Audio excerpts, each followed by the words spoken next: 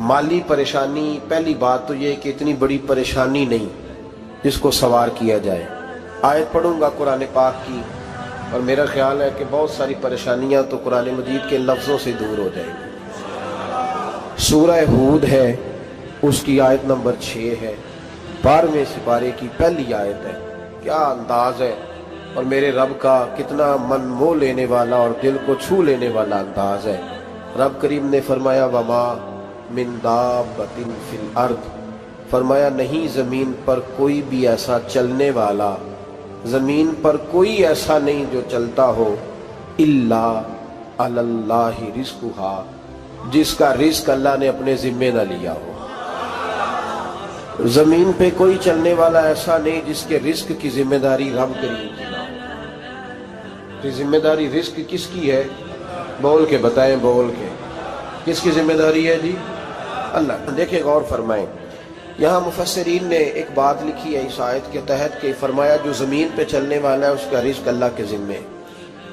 फरमाते हैं कि ये अल्लाह ने हमारी अकल के मुताबिक हमसे बात की, वरना आसमानों में जितनी मखलूक है रिज़्क उसका भी अल्लाह के ज़िम्मे ही है। यहाँ जो फिल अर्द के लफ्ज़ है ज़मीन पे, वो हमें समझाने के लिए कि तुमने तो सिर्फ ये दुनिया देखी है ना, तो जिसको तुमने देखा है वो सब खाते अल्लाह का दिया हुआ ही है। तो जो हमने देखा था रब करीम ने उसके मुताबिक हमें समझा दिया। फरमाया कुछ तो तुमने देखे ही नहीं, चलो उनकी तुमसे बात नहीं करते, पर जो तुमने देखे हैं उन सब का रिज़्क किसके ज़िम्मे है? अल्लाह के। मेरे रसूल करीम सैयद आलम सल्लल्लाहु ताला अलैहि वसल्लम कुरान मजीद की जब तर्जुमानी करते, वजाहत करते, तो महबूब पाक सल्लल्लाहु अलैहि वसल्लम भी कोई इश्काल रहने नहीं देते थे, कोई इश्काल नहीं रहने देते थे। मेरे महबूब करीम अलैहिस्सलातु सलाम ने फरमाया अल्लाह पे भरोसा रख के सवेरे निकल जाना रिज़्क की तलाश में। किस पे भरोसा रखना है? निकलना तुम्हारे जिम्मे है। ये ना कहना कि घर बैठूंगा तो यही आएगा, निकलना तुम्हारी जिम्मेदारी है। जितनी जिम्मेदारी है वो पूरी करना। अल्लाह पे भरोसा करके निकल जाना तुम्हारी जिम्मेदारी है। रब का जिम्मा है तुम्हें रिज़्क देना, वो जरूर तुम्हें रिज़्क पहुंचाएगा। या रसूल अल्लाह सल्लल्लाहु अलैहि वसल्लम किस तरह पहुंचेगा? तो जरा हुजूर के लफ्जों का हुस्न भी देखिए। नबी पाक सल्लल्लाहु अलैहि वसल्लम ने फरमाया जिस तरह मौत तुम्हें ढूंढ लेती है ना कि तुम कहाँ मौजूद हो, जब वक्त आता है तो इंसान पाकिस्तान में हो तब भी आ जाता है, जद्दा में हो तब भी आ जाता है, मक्का में हो या मदीना तय्यबा में, वक्त फिर भी आ जाता है। फरमाया जिस तरह मौत तुम जहां भी हो तुम तक पहुंच जाती है ना, इस तरह तुम्हारा रिज़्क भी तुम जहां मौजूद होते हो अल्लाह वहां पहुंचा देता है, पहुंचा देता है। तो या रसूल अल्लाह सल्लल्लाहु अलैहि वसल्लम किस अंदाज में? तो फरमाया निकल जाना तुम्हारी जिम्मेदारी है। फरमाया सवेरे परिंदे भी निकल जाते हैं और शाम को जब लौटते हैं तो अल्लाह उन्हें पेट भर के रोजी अता फरमाता है। हालांकि उनको नहीं पता होता हमारा कारखाना कहाँ है, हमने कहाँ जाके मजदूरी करनी है। उनको नहीं पता होता कि हमारा दफ्तर कहाँ है, हमने किस ऑफिस में बैठना है। उनको नहीं पता होता कि हमने कहाँ जाके माल खरीदना है और कहाँ से हमने फिर उसको दोबारा बेचना है। उन्हें खबर नहीं होती, अल्लाह पे भरोसा करके निकल जाते हैं। निकलना तो तेरे जिम्मे है कि नहीं? फरमाया वो तू ड्यूटी कर, शाम को अल्लाह जो रब परिंदों को रोजी देता है वो तुझे भी अता फरमाएगा। मैं कहता हूँ सोच कितनी कमजोर है उस आदमी की जो कहता है कैसे मिलेगा। कितनी कमजोर सोच है। जो रब बैल को रोजी देता है, बकरी को रोजी देता है, इस जमीन इस धरती पे अगर बसने वाला ऊंट भूखा नहीं सोता, चले ये तो पालतू जानवर होते हैं, इस धरती पर बसने वाली अगर बिल्ली और कुत्ता रोटी खा के सोते हैं तो तू तो अशरफुल मखलूकात है। तूने अपने ज़हन में क्या टेंशन पाल लिया है कि नहीं आएगा तो मर जाऊंगा, क्या बनेगा, किस तरह होगा? तू क्यों इतना परेशान हो गया? भाई माली परेशानी सबसे ज्यादा उस बंदे ने ओढ़ ली है जिसकी तवक्कुल की बात कमजोर हो गई है। तू सीधी तवज्जो अपने रब करीम की जानिब रख, सीधी तवज्जो अल्लाह की जानिब कर। रब फरमाते हैं जिम्मा तेरा नहीं, जिम्मा मेरा। लेकिन ना तनख्वाह एक आती है घर में, जब एक बच्चा होता है तो तब भी काम चलता है, जब अल्लाह 2 बच्चे दे दे फिर भी उस तनख्वाह से काम चलता है, जब 3 हो जाए फिर भी चलता है, जब 4 हो जाए। नहीं आप ना भी बोले तो बात तो सही है, बहरहाल काम फिर भी چلے اسی تنخواہ میں سے جب بندہ بڑے بیٹے کی شادی کر کے بہو بیاہ کے لے آئے تو پھر بھی کام چلتا ہے، اور جب اس بیٹے کو اللہ بچے عطا کر دے تو اسی گھر میں، اسی آنگن میں، اسی چھت کے نیچے کام چلتا ہے۔ تو پھر تو مان جانا کہ چلانے والا تو نہیں، چلانے والا کوئی اور ہے۔ پھر تو مان جا کے چلانے والا کوئی تو اس وقت جب تنخواہ تیری لگی تھی تو کہتا تھا ابا ابھی میری شادی نہ کر، میں بیوی کو کیسے کھلاؤں گا؟ تو وہی شخص ہے جس کی چھت کے نیچے پھر 1.5 درجن پوتے بھی پل رہے اور گزارا ان کا بھی ہو رہا ہے۔ تو رزق کا ذمہ کس کا ہے؟ اللہ کا ذمہ۔ اب ہمیں پتہ ہے پہلی بات تو پریشانی اس لیے اتار دینی چاہیے کہ ذمہ ہمارا ہے ہی نہیں۔ اب دوسری بات یہ کہ ذمہ داری کس کی ہے؟ اللہ حکیم بھی ہے اور علیم بھی ہے، حکیم بھی ہے اور جانتا بھی ہے اور اسے پتہ بھی ہے کہ دینا کس طرح ہے۔ اب ہم پتہ کیا کہتے ہیں وہ جو بندہ پجاروں میں بیٹھا ہے وہاں اسے نہیں بیٹھنا چاہیے تھا، اور میرا حق تھا۔ تجھے زیادہ پتہ ہے کہ اللہ کو؟ بول کے بتانا کس کو پتہ زیادہ ہے؟ کیوں جی؟ تو آپ اصل ٹینشن پتہ کب لگتی ہے؟ جب بندے کہتے ہیں نہیں وہ پجاروں میری تھی، میرا حق تھا۔ وہ جب گزرتی ہے نا پاس سے مہران کے تو مہران والا ٹینشن بڑی لیتا ہے، حالانکہ اللہ کو زیادہ پتہ ہے کہ وہ حق۔ ایک بات اپنے ذہن میں یاد رکھ لیں، رٹ لیں کہ جو میرے لیے بہتر تھا میرے رب نے مجھے دے دیا، تو بات ختم ہو گئی۔ بس وصل اچھا ہے نہ فراق اچھا ہے، یار جس حال میں رکھے وہی حال اچھا ہے۔ بس جو میرے حق میں بہتر تھا میرے رب نے مجھے، مسئلہ یہ ہے کہ تو اس پہ راضی ہونے کو تیار نہیں۔ حضرت علی کرم اللہ تعالیٰ وجہ الکریم نے میرے نبی پاک کی ایک حدیث بیان کی ہے، اور جناب علی جب یہ حدیث بیان کیا کرتے تھے تو حضرت مجاہد فرماتے ہیں یوں لگتا تھا کہ جیسے حضرت علی ہمیں ہر پریشانی سے نکال رہے ہیں۔ مولا علی شیر خدا رضی اللہ تعالیٰ عنہ فرماتے ہیں کہ مجھے میرے نبی پاک صلی اللہ علیہ وسلم نے ایک طریقہ دیا تھا ٹینشن فری ہونے کا۔ آپ فرماتے ہیں مجھے تو بڑا راس آیا ہے، تم بھی اگر کر لو گے تو تمہیں بھی فائدہ دے گا۔ کہا وہ کیا؟ حضرت علی کہنے لگے محبوب علیہ السلام نے فرمایا تھا لوگوں تم اللہ کے دیے ہوئے تھوڑے رزق پہ راضی ہو جاؤ، وہ تمہاری تھوڑی عبادت سے تم سے راضی ہو جایا کرو گا۔ بس تم 2 نفل بھی پڑھو گے تو اللہ راضی ہو جائے گا، تم 1 رکوع بھی سویرے اٹھ کے پڑھو گے تو وہ راضی ہو جائے گا، وہ تمہارے 313 درود شریف سے راضی ہو جائے گا، تم اس کے دیے ہوئے تھوڑے رزق سے راضی ہو جاؤ۔ ٹینشن اس لیے ہوتی ہے کہ ہم راضی نہیں جو اس نے ہمیں دیا ہے۔ وہ حال میں مزید کی جو دوڑ ہے نا، حال میں مزید کی، بے قدرہ کچھ قدر نہ جاتی، کیتی خوب تسلی ہو، دنیا دار پجاری زردے، کتیاں دے گل ٹلی ہو، بک بک روشن اکھیاں تکیو ویک حویلی کلی ہو، تے کوچ نصیر اساں جد کیتی پہ جانی تھر تھلی ہو۔ تو یاد رکھیں یہ جو ہے نا مصیبت کے مال آ کیوں نہیں رہا، وہ سامنے والا پلاٹ میرے گھر کے سامنے ہے گھر کے سامنے، پر رجسٹری میرے نام کیوں نہیں؟ یہ مصیبت سانس نہیں لینے دیتی۔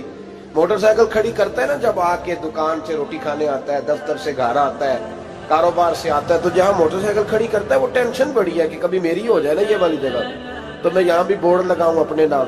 اس نے مالی پریشانی پیدا کی۔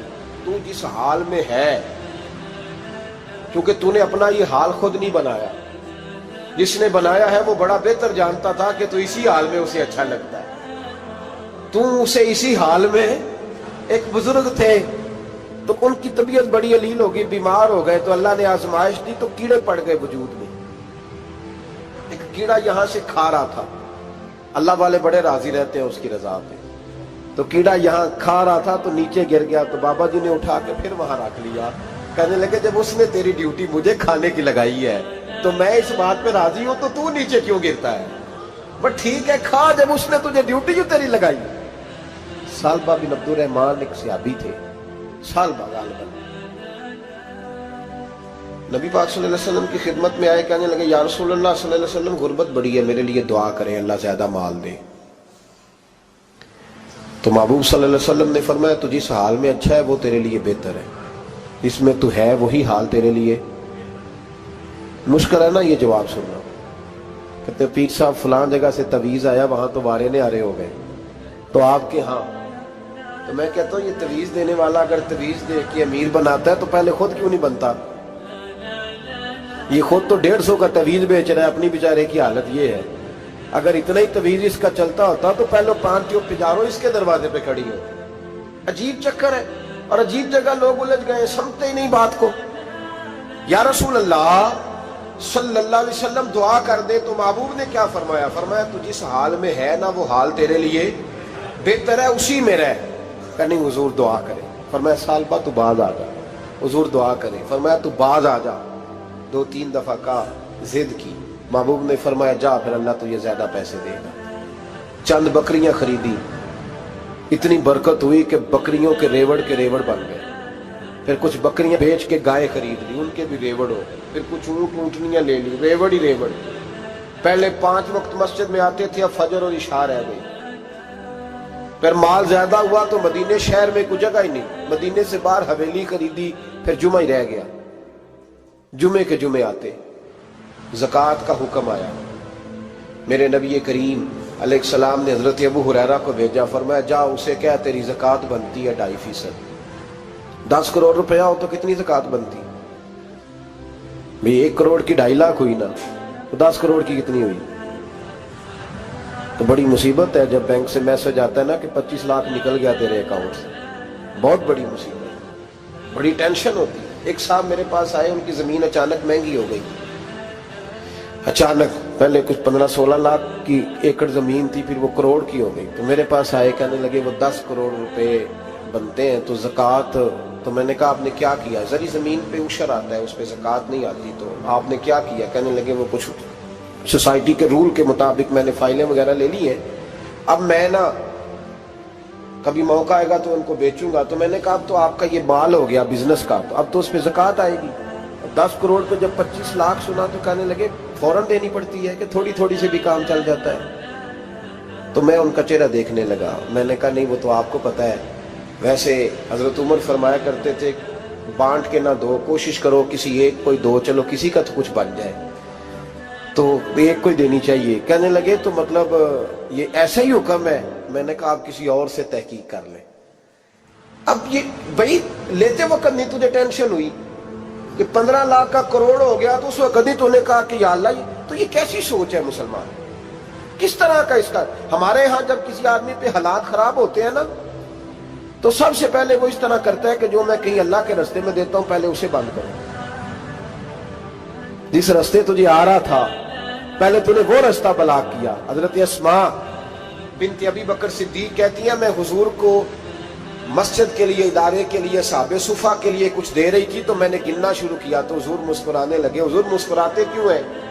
تو فرمانے لگی، محبوب فرمانے لگے اسماء اللہ کے رستے میں گن گن کے نہ دیا کر، ورنہ وہ بھی تجھے گن گن کے دے گا، تو اس کے رستے میں بے حساب دے، وہ بھی تجھے بے حساب ہی عطا فرمائے۔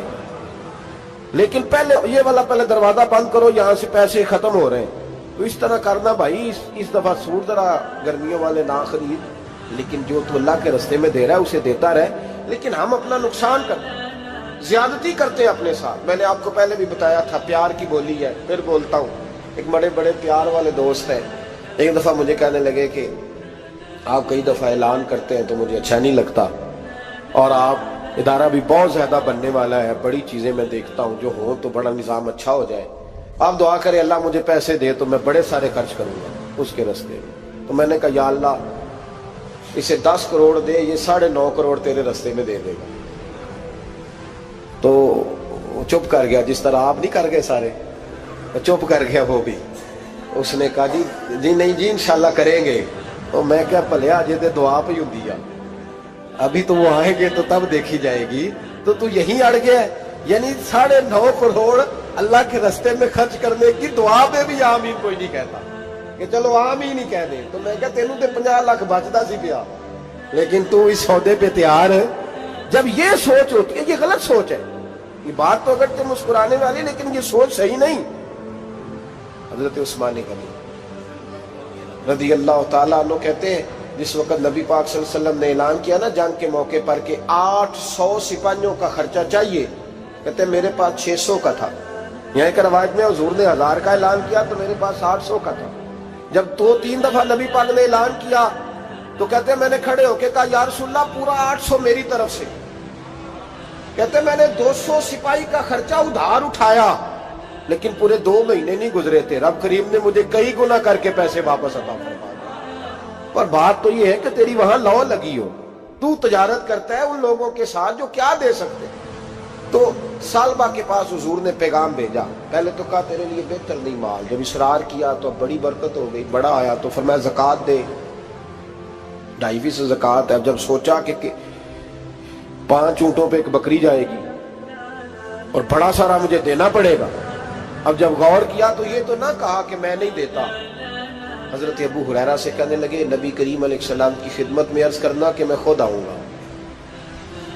حضرت ابو ہریرہ نے آ کے عرض کی یا رسول اللہ صلی اللہ تعالی علیہ وسلم، حضور وہ کہتے تھے میں خود آؤں گا، تو کہتے ہیں محبوب نے ٹھنڈی سانس لی، فرمایا اسے کہا تھا کہ تیرے لیے مال بہتر نہیں، اب ہلاک ہو گیا، ہائے افسوس ہلاک ہو گیا۔ ان کو بھی تھوڑی دیر کے بعد احساس ہوا کہ یہ میں نے کیا کیا، نبی پاک کو ہی کہہ دیا نہیں ہے، حضور کو کہہ دیا بعد میں آؤں گا۔ اب دوڑے آئے، عرض کی حضور میں سارا کچھ لے کے آئے ہوں، قبول کر لیں۔ محبوب نے فرمایا گویا بلال حبشی کی خشک کھجور بھی قبول ہے، اور صہیب رومی ایک اٹی بان کی لائے تو وہ بھی قبول ہے، اور عمار بن یاسر اور مصعب بن عمیر اگر 2 دینار دے جائیں اور کوئی پرانا جوڑا کسی سپاہی کے لیے چھوڑ جائے تو وہ بھی قبول ہے، لیکن تو اپنا لاکھوں لے کے چلا جا، تیرا کوئی نہیں قبول، معاف کر دے۔ فرمایا جا معاف کیا، پر پیسے لے کے نہ آنا۔ اگلے سال پھر آئے، بندے ہوئے ہاتھ ہیں، محبوبہ میں دولت کا کیا کروں گا، آگ لگانی ہے، قبول کر لیں۔ فرمایا تو لے جا، تیرا نہیں قبول، گرا جو ان کی نگاہ سے وہ سنبھل نہیں سکتا۔ حضور نے وصال ظاہری کیا تو جناب صدیق اکبر کے پاس آئے، لاکھوں کا مال، ابو بکر قبول کر لو، تو جناب صدیق اکبر کہنے لگے اس کا کر لو جس کا نبی نے نہیں کیا، چل جا کوئی نہیں چاہیے۔ حضرت عمر کے زمانے میں قحط پڑ گیا، بارشیں نہیں ہوتی، غلہ نہیں ملتا، حالات خراب ہے، مالی طور پہ بحران آ گیا، غربتیں، مجبوریاں، تکلیفیں، آ کے روئے عمر میرا قبول کر لو، مجھے معافی تو مل گئی تھی نا۔ فرمایا معافی اپنی جگہ پہ، پر جس کا مصطفیٰ نے قبول نہیں کیا۔ بہت سارے لوگوں کو پتہ ہی نہیں کہ ان کا قبول ہی نہیں ہوا، اور وہ الجھے ہوئے، انہیں خبر ہی نہیں کہ اصل بات کیا ہے۔ فرمایا جس کا مصطفیٰ کریم نے قبول نہیں کیا، اب ہیرے اور جواہرات بھی لے کے آئے تو بھوکے مریں گے، پر اس کا قبول، اس بات پہ راضی رہو، اس حال میں اللہ نے رکھا ہوا، اس حال میں راضی رہو۔ یہ جو مصیبت ہے نا دیکھنی کہ وہ بھی میرے پاس، تمہیں کیا پتا، کبھی پوچھ تو صحیح اس سے وہ کس مصیبت کا شکار ہے، جو مالی طور پہ بڑا امیر ہے، تو اس کی طرف دیکھ کے اپنا دل برا کرتا ہے۔ بس جس حال میں رب نے رکھا ہے اس حال میں رہ۔ حضرت عثمان غنی کے زمانے میں تو وہ وصال کر گئے، لیکن بھائی تو جس حال میں تیرا رب تجھے رکھتا ہے اس حال میں رہ، تیری مالی پریشانیاں ختم ہو جائیں گی۔ میں نے پہلے بھی شاید آپ کو ایک دفعہ کہا تھا، میں تعلیم سے فارغ ہوا تو میرے ایک استاد اور میرے کچھ دوست کہنے لگے افریقہ آ جائیں آپ، بھائی بہت بڑا ادارہ ہے، اس کو چلائیں، اس کو سنبھالیں۔ میری والدہ سے میں نے کہا، اس طبیعت ہوتی ہے نا انسان کی، میرا بھی دل لگ گیا۔ میری اماں پڑھی نہیں تھی لیکن اللہ نے دانائی بڑی عطا فرمائی تھی، حکمت بڑی تھی، سیانی بڑی تھی۔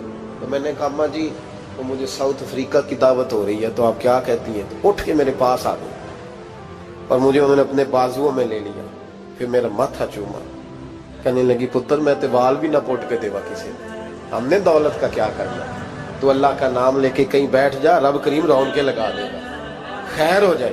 تو میرے بھائی یاد رکھیں ان چیزوں سے تھوڑا سا دیکھیں نا، قناعت کریں، جو اللہ نے دیا اس پہ راضی ہو جائیں، اللہ بڑا مہربان ہے، وہ آسانیاں کر دیا کرتا ہے۔ تو یاد رکھیں میرے رسول کریم علیہ السلام نے ایک تو ہمیں درس یہ دیا ہے کہ تو سمجھ جا، قرآن نے ہمیں بتایا ہے کہ روزی تیری ذمہ داری نہیں، روزی کس کی ذمہ داری ہے؟ اللہ کی۔ اور دوسری بات یہ کہ جو اللہ نے تمہیں دیا ہے اس پہ تو راضی ہو جا، تیری مالی پریشانیاں ختم ہو جائیں۔ اور پھر حضور صلی اللہ علیہ وسلم نے فرمایا مذہبی طور پر جب دیکھو تو آگے دیکھو، اور دنیاوی طور پر جب دیکھو تو پیچھے دیکھو، پریشانی ختم ہوگی۔ مذہبی طور پر جب دیکھو، جو 5 نمازیں پڑھتا ہے وہ تہجد پڑھنے والے کو دیکھے، اور جو تہجد پڑھتا ہے وہ اشراق چاشت پڑھنے والے کو دیکھے، اور جو بندہ اشراق اور چاشت پڑھتا ہے پھر اس کو دیکھے جو سارا دن مصطفیٰ پہ درود پڑھتا ہے۔ ऊपर ऊपर देखे कि मैंने और नेक होना है और नेक, और जब माली मामला है तो फिर नीचे देख।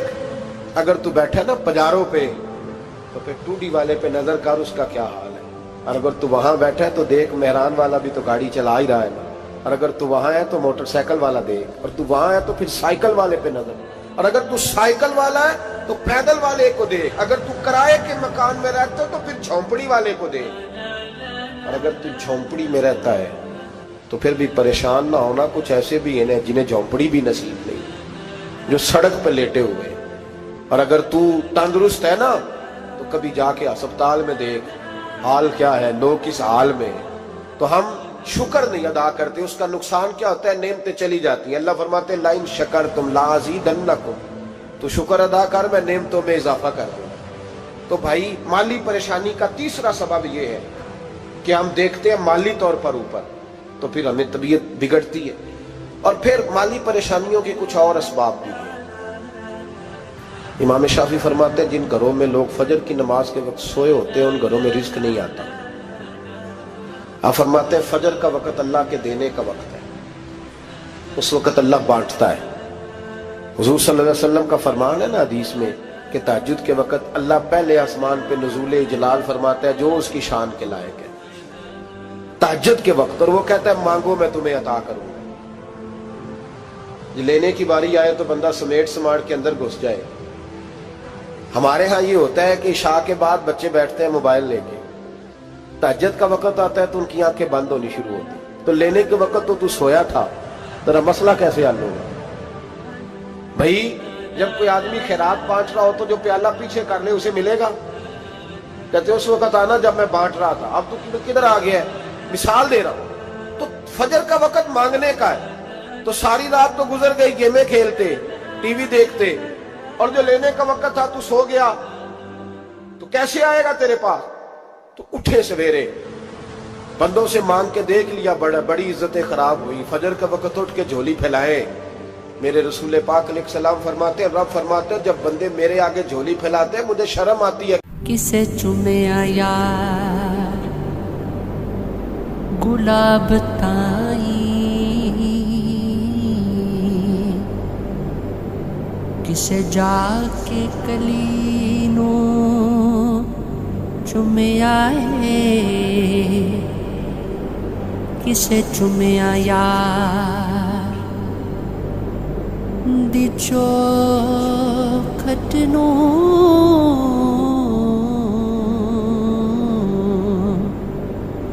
किसे जाके गलीनो चुमिया किसे चुमिया हाकिमे वो सताई,